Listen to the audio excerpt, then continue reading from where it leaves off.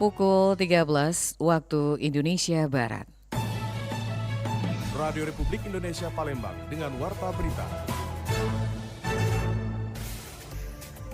Seluruh perwakilan peserta penyelenggara dan para pemangku kepentingan pemilu kepala daerah di Sumatera Selatan deklarasikan pilkada damai jelang hari pencoblosan. Belasan sapi di Sumatera Selatan terkena penyakit jembrana. Ikatan Dokter Hewan perkirakan akan berlangsung cukup lama hingga pergantian musim.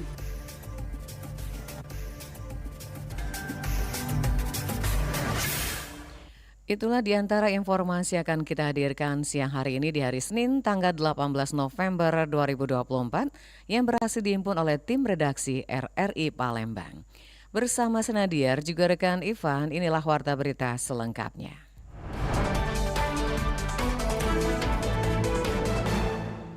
Pendengar, seluruh perwakilan peserta, penyelenggara dan para pemangku kepentingan pemilu kepala daerah di Sumatera Selatan mendeklarasikan pilkada damai menjelang hari pencoblosan. Perwakilan dari tim pemenangan paslon kepala daerah, pimpinan partai politik pengusung, tokoh masyarakat, tokoh agama, dan organisasi masyarakat di Sumatera Selatan sepakat untuk menciptakan pemilihan kepala daerah atau pilkada damai. Kesepakatan itu dideklarasikan secara serentak pada kegiatan Deklarasi Damai Pemilihan Kepala Daerah Sumatera Selatan 2024 yang berlangsung di lapangan Gri Agung Palembang pagi tadi dengan disaksikan langsung oleh unsur Forkopimda. Pejabat Gubernur Sumatera Selatan Lelan Setiadi mengatakan melalui deklarasi ini diharapkan pelaksanaan pilkada di Sumatera Selatan akan berlangsung sejuk dan menghasilkan para pemimpin terbaik yang akan membawa kesuksesan bagi masyarakatnya dalam 5 tahun ke depan.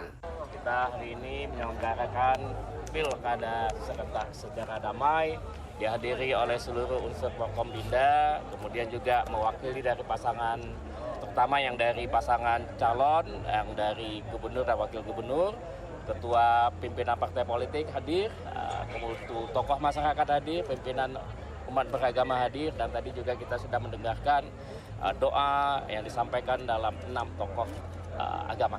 Insya Allah harapan kita pilkada tidak hanya pemilihan gubernur wakil gubernur, tapi juga bupati dan wakil bupati dan wali kota dan wakil wali kota. Insya Allah Sumatera Selatan insya Allah akan berjalan damai dan sejuk, sehingga dapat menghasilkan memilih pemimpin yang akan membawa Sumatera Selatan 5 tahun ke depan akan lebih maju, lebih bangkit, sehingga lebih berjaya di tingkat nasional. Menurut Ellen, pelaksanaan pilkada yang sejuk dan damai dapat turut memberikan kontribusi bagi upaya pemerintah daerah dalam menghadapi berbagai tantangan, salah satunya kemiskinan.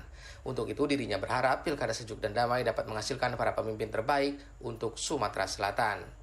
Rian Apridani melaporkan. Pendengar, Komisi Pemilihan Umum KPU Kota Palembang tengah fokus pada pengawasan logistik kotak suara setelah menyelesaikan tahap sortir dan pelipatan surat suara. Tahapan penting dalam persiapan pemilu 2024 kini menjadi fokus KPU Kota Palembang, terutama pada pengemasan logistik kotak suara.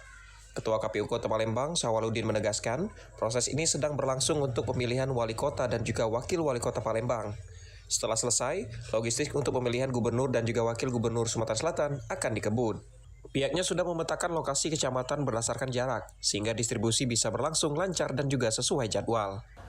Dan insya Allah di tanggal 17 kami KPU Kota Palembang akan mendistribusikan logistik yang di luar kota, yaitu APK seperti bilik dan ID card dan yang lain-lainnya. Itu sudah kita distribusikan ke 18 kecamatan terjadwal di tanggal 17. Untuk kotak suara sendiri itu kita start dari tanggal 21 November. Sementara itu, distribusi kotak suara direncanakan mulai pada tanggal 21 November 2024 ke 18 kecamatan di Palembang. Logistik pendukung seperti bilik suara dan tanda pengenal akan didistribusikan lebih awal pada 17 November 2024. Dari halaman KPU Kota Palembang, Hairul Rizky dari Palembang terus mengudara untuk Indonesia. Kita beralih informasi berikutnya, Pendengar. Dinas Kesehatan Sumatera Selatan mencatat sebanyak 36 kasus kematian akibat DBD, di mana 14 kasus terjadi di Palembang hingga bulan Oktober. Dinas Kesehatan Sumatera Selatan mencatat sebanyak 36 kasus kematian akibat demam berdarah dengki atau DBD di Sumatera Selatan dari Januari hingga Oktober 2024. Di mana kasus paling banyak terjadi di kota Palembang dengan 14 kasus kematian akibat DBD. Kepala Dinas Kesehatan Sumatera Selatan Dr. Hatris Nawarman mengungkapkan, Meski kasus total meningkat, tren bulanan menunjukkan penurunan. Pada Januari mencapai ribuan, namun perlahan turun menjadi ratusan. Dan hingga Oktober tercatat hanya 96 kasus DBD. Yang meningkat tuh yang dia awal-awal mulai Juli aja, Juli sampai Oktober ini. Nah, sudah karena meningkat musim hujan yang mulai ini sampai awal Januari biasanya kan 2025 nanti itu ada peningkatan kasus. Tapi dari Juli sampai Oktober kasus kematian nggak ada di Sumatera Selatan ya. Yang meninggal kemarin Juli itu ada. Kota Palembang memang terbanyak kasusnya. Kasusnya banyak Pak ya. Ada berapa sih Pak kasusnya Pak? Kalau kasus di Kota Palembang itu dari 5.000-an itu biasanya dari Kota Palembang ada sekitar antara 1.000-2.000 kasus yang sudah ada di Kota Palembang ya.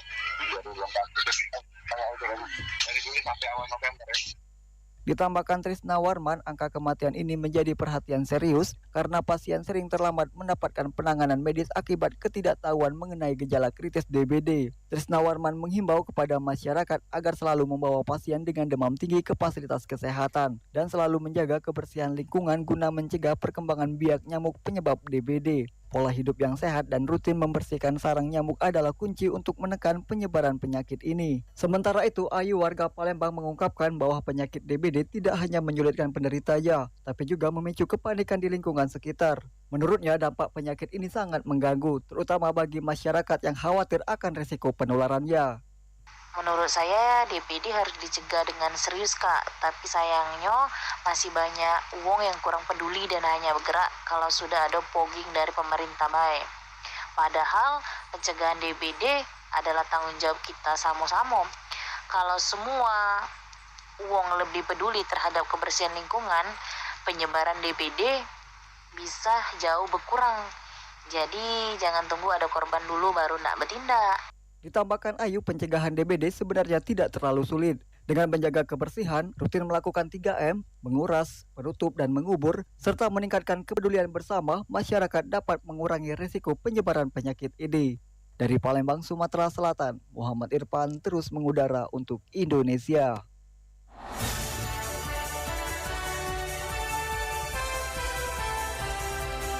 Warta Berita Radio Republik Indonesia Palembang.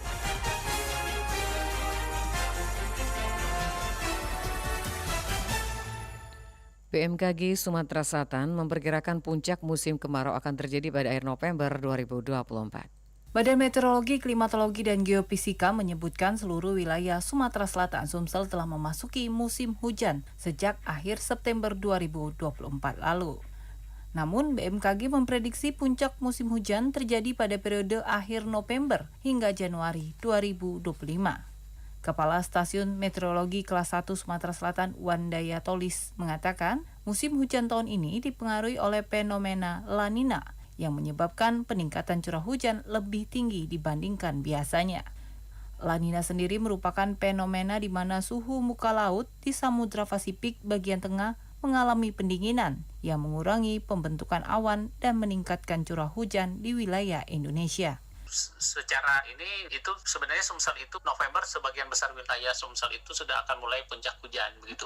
Jadi ini anomali sesaat di minggu ini di pertengahan November ini, kemudian nanti mulai mendekati akhir November ini curah hujan akan mulai merata dan deras mengikuti polanya, yaitu puncak musim hujan November, Desember, dan Januari. Ya, nah ini gangguan yang di pertengahan November ini anomali dan ini membuat beberapa di satu sisi terhentinya hujan ini sedikit mereduksi potensi banjir.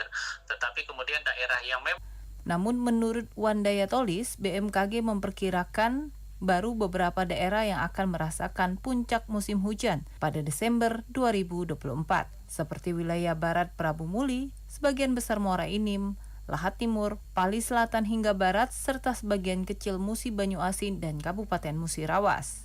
Sementara itu, beberapa daerah seperti Banyuasin Timur, sebagian besar Palembang, Oki di wilayah utara, serta daerah-daerah lainnya diperkirakan akan mengalami puncak musim hujan pada Januari 2025. RRI Palembang, Nova Ariana melaporkan terus mengudara untuk Indonesia.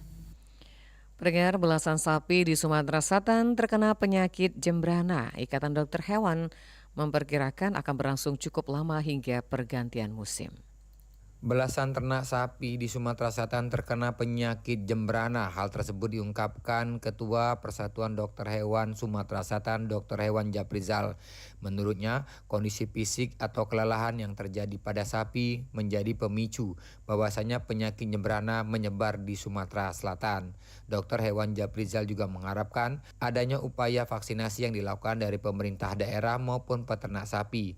Mengingat kondisi penyakit jembrana tersebut akan terjadi hingga pergantian musim mendatang. Kalau pengamatan kita ini sampai pergantian musim nanti masuk musim panas. Ya, masih musim panas. Jadi pada masuk musim panas itu terjadi reda. Karena kita begini, untuk jembrana kita memang endemis. Jadi program vaksinasi untuk jembrana itu kan tidak ada. Saya kira itu bukan tidak ada ya, ada tapi kan tidak secara masif ya, dilakukan di kabupaten-kabupaten, di kota Palembang pun juga demikian.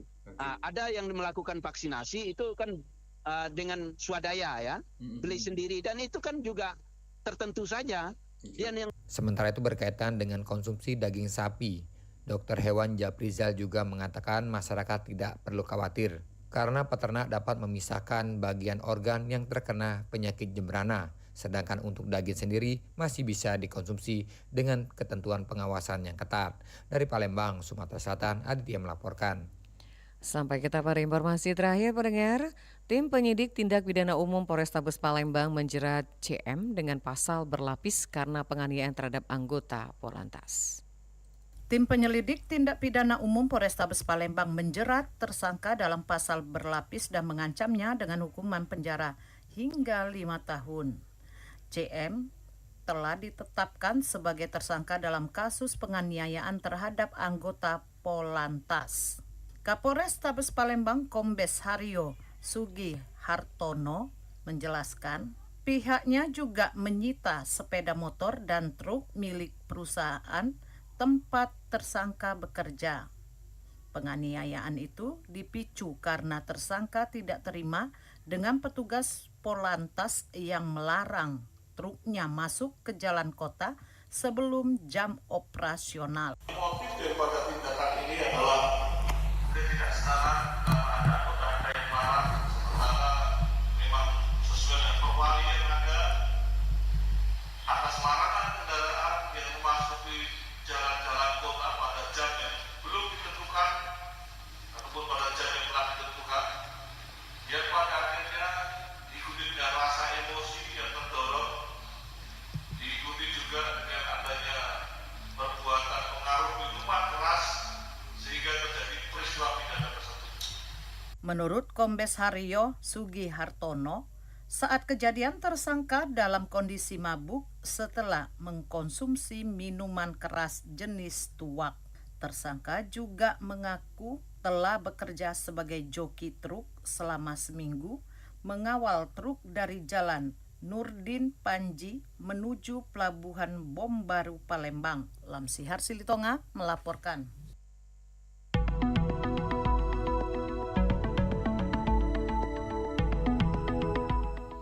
Sekian Warta Berita Produksi Radio Republik Indonesia Palembang. Untuk hari ini, hari Senin 18 November 2024. Mewakili Kabar Kerja yang bertugas, saya Nadia bersama rekan Ivan mengucapkan terima kasih atas perhatian Anda.